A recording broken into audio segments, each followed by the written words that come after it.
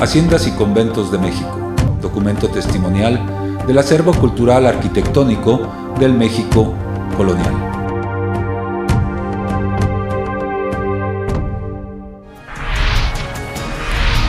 Hola, ¿qué tal amigos? Bienvenidos a su programa Haciendas y Conventos de México, donde les mostraremos parte del tesoro arquitectónico del México de la colonia.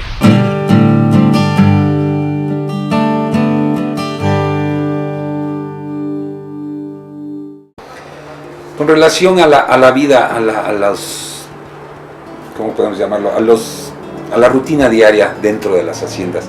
¿Qué tan cierto es esto que hemos escuchado por ahí de que flagelos y realmente un trato inhumano en un principio a los esclavos y después a los peones acasillados y todo esto? ¿Cómo era en esta región ese trato, esa relación del patrón con los trabajadores? Naturalmente hay algo de verdad en estas crónicas y en estos excesos que se registran en ciertos libros de historia, pero la historia en realidad es mucho más compleja. En las haciendas, para empezar, había pocos esclavos. Los esclavos eran muy caros y entonces solo los negocios que producían muchas ganancias podían darse el lujo de moverse con esclavos, concretamente las minas. En las minas sí había muchos esclavos, tanto en los tiros, bajo tierra, como en la superficie, en las haciendas de beneficio de plata. En Zacatecas había cientos o miles de esclavos a principios del siglo XVII, pero porque la actividad económica permitía comprar esclavos. Un esclavo podía costar 350, 400, 450 pesos de oro. Por sí mismo representaba una inversión muy cuantiosa. En nuestras haciendas agrícolas y ganaderas, pobres o medianas, sencillamente no era posible tener mano de obra esclava. Luego, esclavos en el monte, pastoreando cabras. Se les van, ¿no? Sí. Lo acabas tú de decir. Sí, exactamente. ¿Sí? ¿De qué tamaño tenía que ser la cadena para impedir que se fugara el esclavo? Claro. Era imposible. Entonces, si nos ponemos a pensar un poco, vemos que muchas de estas versiones son exageradas o francamente fantasiosas. Realmente los hacendados tuvieron que construir un modelo de trabajo. ¿Cómo se construyó? Bueno, en primer lugar, la institución del peonaje, que es americana, novohispana, esencialmente. Estos trabajadores, estos indios importados del centro de la Nueva España, empiezan algunos a quedarse en las haciendas. Hay pequeñas familias que se reproducen y que son los núcleos laborales de las familias. Y se constituyen mediante un complejo sistema de contraprestaciones. Los hacendados son patrones que suministran un pequeño salario en efectivo, no había mucho dinero circulante, pero sobre todo suministran la garantía de la supervivencia. Claro, dan tierra y en esta tierra el peón puede cultivar el maíz, el frijol, las hortalizas que aseguran la supervivencia de su familia. Claro, aparte el peón tiene que trabajar la tierra de los patrones y el producto de esta tierra es para los patrones. Pero entonces se van articulando complejos sistemas de contraprestación de servicios. Sistemas que son convenientes para los patrones, para los grandes hacendados, pero que no carecen de ventajas para los trabajadores acasillados en las haciendas. Otra institución muy importante y todavía no suficientemente estudiada es la del inquilinaje. Muchas veces los trabajadores son trabajadores libres y entonces la forma de retenerlos, de ligarlos a las haciendas, es la de rentarles un rancho. Entonces, estos indios que son libres, o estos trabajadores que son libres, que no son esclavos de ninguna manera de las haciendas, están ligados a ellas gracias a la institución del inquilinaje. Lo que a ellos les interesa es el rancho cuya producción les beneficia particularmente a ellos. Claro, a cambio de este rancho, o la renta del inquilinaje de este rancho la pagan con trabajo, la pagan en especie. en la época de la siembra, en la época de las cosechas, en las tierras del patrón. Entonces vemos cómo poco a poco se empiezan a construir complejos sistemas que aseguran de interdependencia. De interdependencia.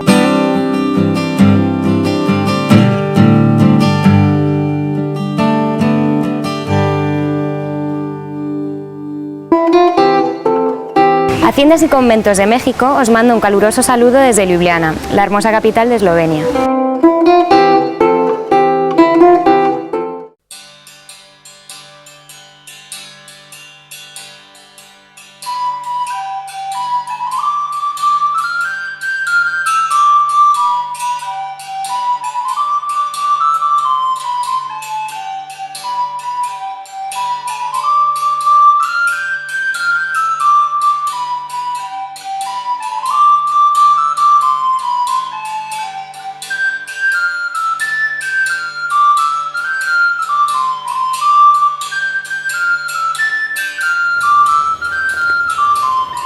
Desde la hermosa ciudad de Ljubljana, capital de Eslovenia, Haciendas y Conventos de México tiene el placer de presentar a nuestro país invitado, como lo hemos venido haciendo periódicamente. Se trata de Eslovenia y hoy les vamos a mostrar el castillo de Fužine, el cual fue construido a principios del siglo XVI y actualmente funge como el museo arquitectónico de la ciudad de Ljubljana.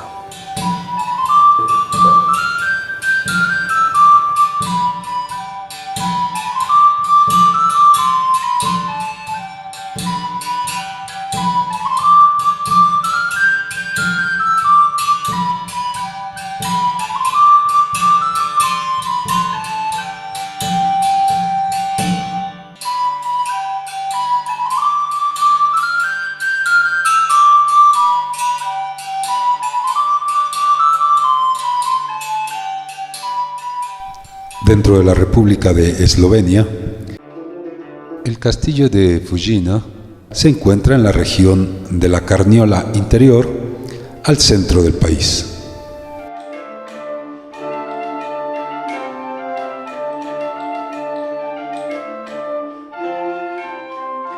El castillo de Fužine es un castillo típicamente del estilo renacentista. Fue construido en el año 1528. Cuando residía aquí la familia Kisser, que vienen de Bavaria.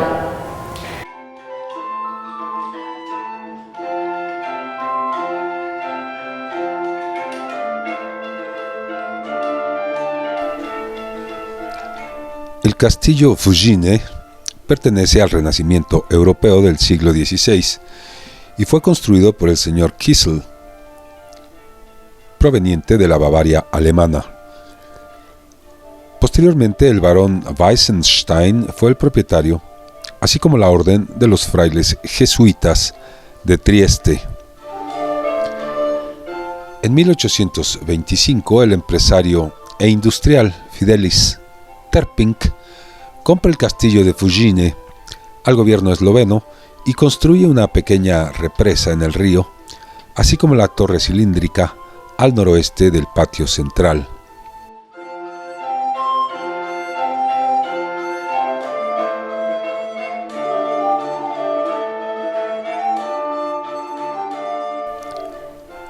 Anteriormente este castillo se llamaba Kaltenbrunn.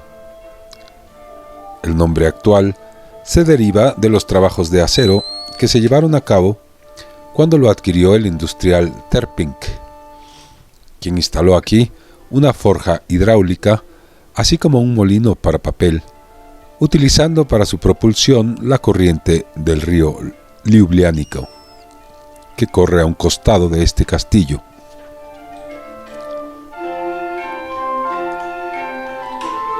El castillo medieval de Fužine es hoy en día el Museo Arquitectónico de Ljubljana, el cual fue fundado en 1972 por el municipio de la capital eslovena. Este pequeño museo muestra las construcciones en maqueta y fotografía del célebre arquitecto esloveno José Plečnik.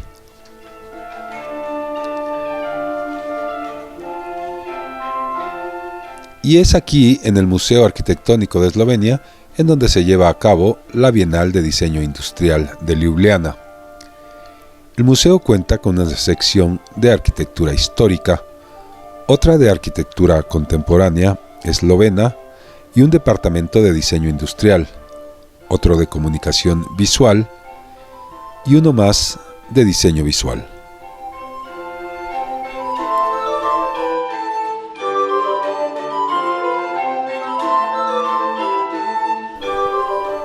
Posterior a la construcción de la forja hidráulica y el molino para papel, llevada a cabo por el industrial Fidelis Terping, a mediados del siglo XIX, se construye la primera planta hidroeléctrica grande de Ljubljana para alimentar al molino de papel.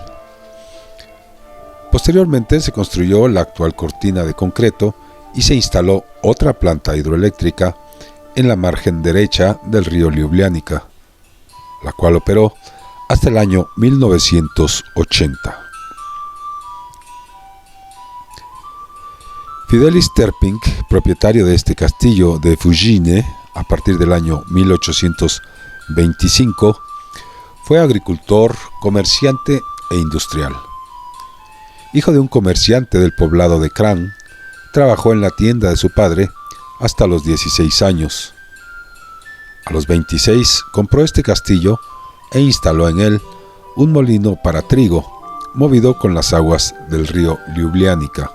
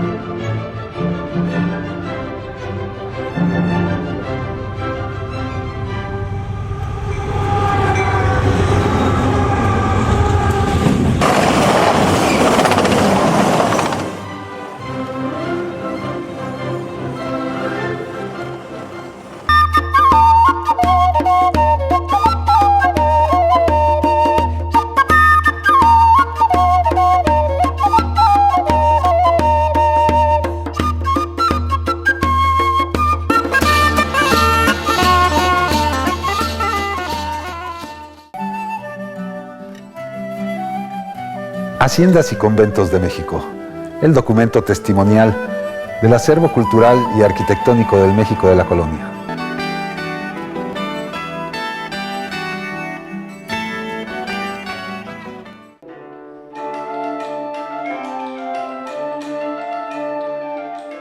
Fidelis Terping, partícipe de la Revolución Industrial, fue presidente de la Sociedad Agrícola de Carniola, así como miembro de la Academia de Agricultura de París. Sin embargo, en el año 1836, el propietario de este castillo cambia de giro, abandonando la agricultura para dedicarse a la industria, y es entonces cuando funda la fábrica de papel, en el año 1842, construyendo el primer molino de papel en Eslovenia y exportando papel a Croacia y Hungría.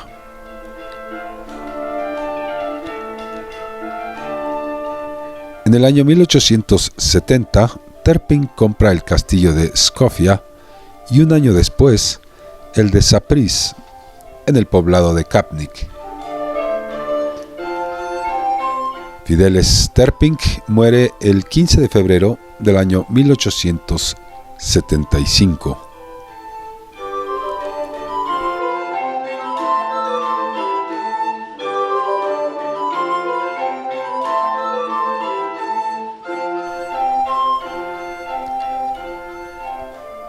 Al término de la Segunda Guerra Mundial, el castillo de Fužine es nacionalizado por el gobierno comunista del general Josip Broz Tito y utilizado como vivienda multifamiliar popular hasta el año 1992, cuando el castillo Fužine es restaurado para albergar al Museo Arquitectónico de Ljubljana.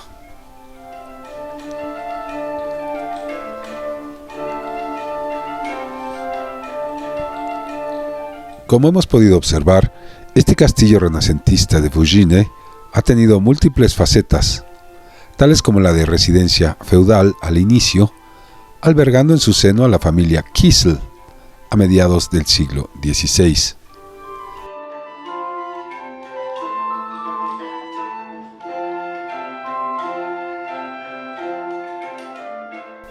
De esta época podemos observar el escudo familiar en la parte superior de la entrada principal. Con la expulsión de los protestantes del Imperio Austrohúngaro, es la orden mendicante de los frailes jesuitas quienes toman posesión del lugar, hasta las reformas del emperador Habsburgo José II, quien de nuevo expulsa a los frailes de su imperio.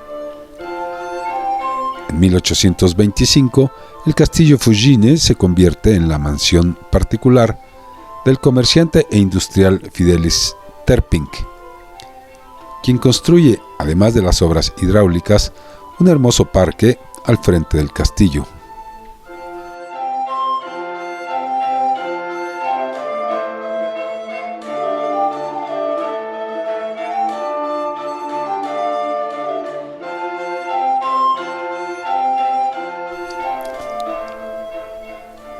Con el advenimiento de la Segunda Guerra Mundial, el castillo Fugine es tomado por el ejército italiano como cuartel.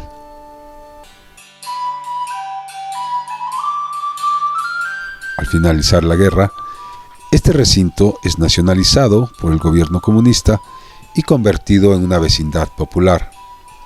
Hasta el año 1992, cuando se restaura para el Museo Arquitectónico de Ljubljana, el cual permanece en este lugar hasta el día de hoy.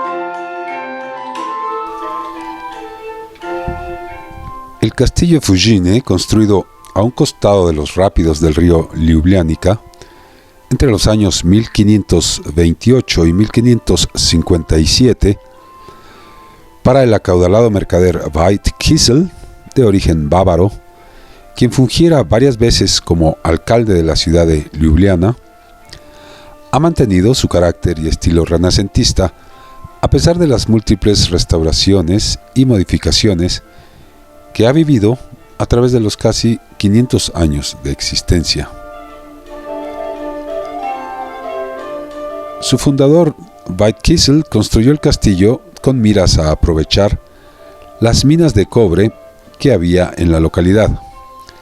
Su hijo Jan Kissel terminó el ambicioso proyecto, el cual después de su muerte sirvió como fortaleza ante las invasiones turcas. Los Kissel llegaron a la región de Kranj a principios del siglo XVI, provenientes de familia de mercaderes bávaros. Pronto se convirtieron en una de las más poderosas familias de la región, tanto económica como políticamente. Antes de terminar el siglo XVI, ya habían obtenido los títulos aristocráticos de varones y eran fuertes partidarios de la reforma protestante, teniendo relaciones cercanas con Yuri Dalmatín quien era uno de los principales líderes de la reforma eslovena. Asimismo, los propietarios de este castillo ayudaron fuertemente a Janez Mandelk a establecer la primera imprenta eslovena.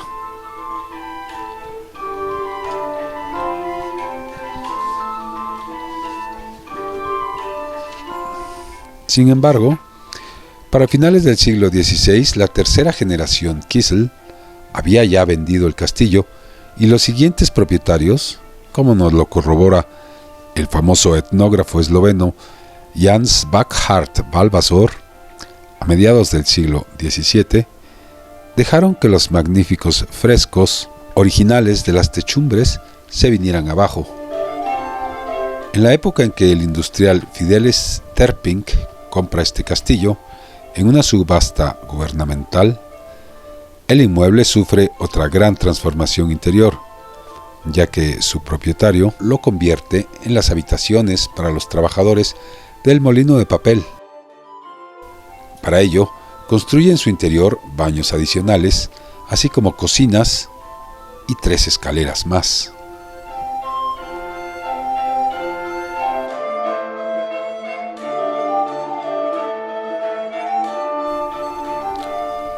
Actualmente el castillo de Fujine, ubicado a escasos 15 minutos del centro de Ljubljana, hermosa capital de Eslovenia, es la sede del Museo Arquitectónico de esta ciudad. Además de mostrar exhibiciones arquitectónicas, tiene múltiples eventos durante todo el año, tales como muestras artísticas, talleres y conciertos.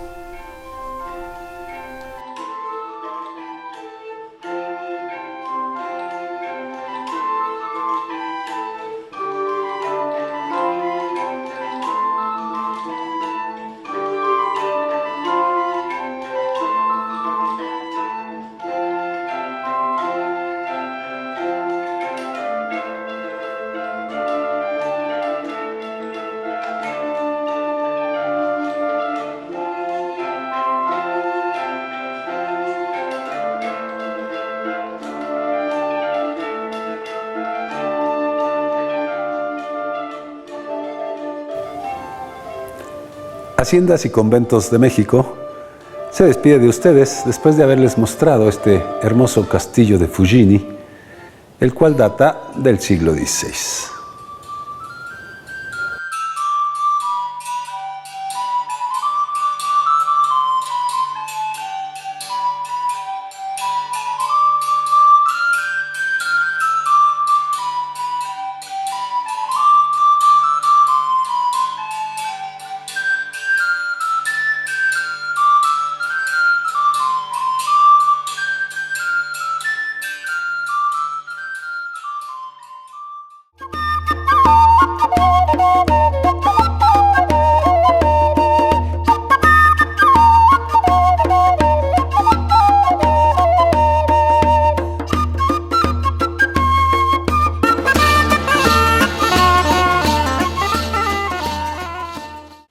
Desde el corazón mexicano, Haciendas y Conventos de México. Haciendas y Conventos de México recorriendo la hermosa época colonial mexicana.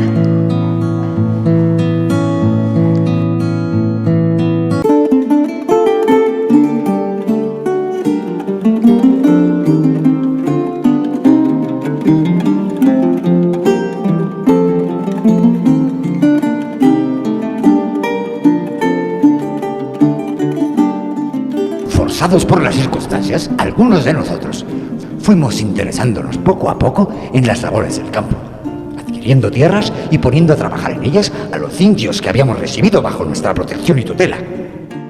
Así pues, empezamos a desarrollar estas actividades de manera natural en los recién instituidos municipios, que en España habían surgido durante la Guerra de Reconquista y que se estaban introduciendo en la Nueva España.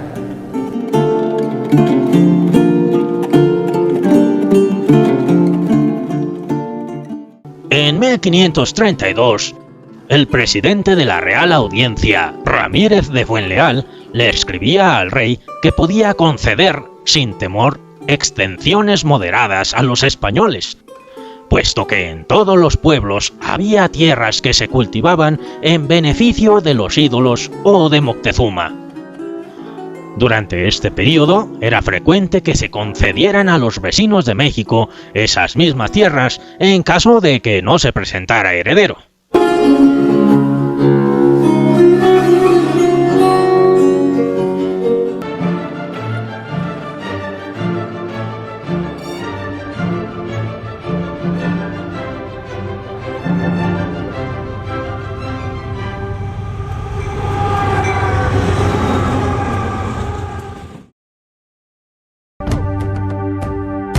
Haciendas y Conventos de México, documento testimonial del acervo cultural arquitectónico del México colonial.